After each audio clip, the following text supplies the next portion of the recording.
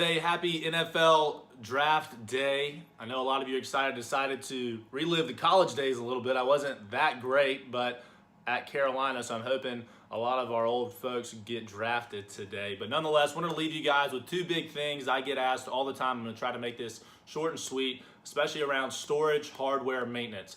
The question is, what makes you different than other third-party maintenance companies? And it's a great question. There's two big things that stand out to me and that are factual. One, we are the only third-party maintenance company in the world, that's right, the world, that does not have an end user team. And there are no caveats in that, meaning there are no strategic accounts, there are no, if it's a Fortune 500 company or a federal agency, we actually have an account team around that.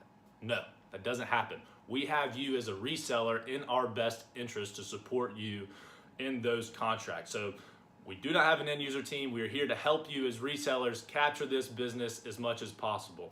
Secondly, resellers ask us, okay, well, if you do not have an end user team, how can we compete against these third-party maintenance companies going direct?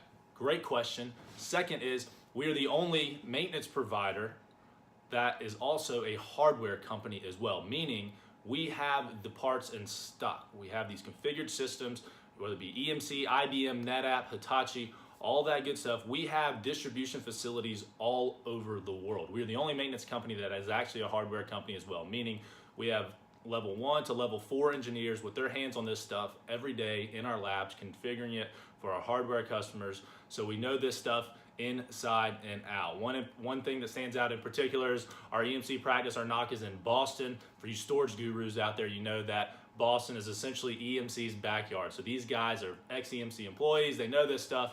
This is a tremendous asset for you when selling third-party maintenance. So there's no middleman. You know that we do not have an end user team. It's a tremendous benefit for you as you guys have customers looking to either maintain their equipment or just maintain it until they move to the cloud, whether you're selling an AWS solution or a different cloud solution.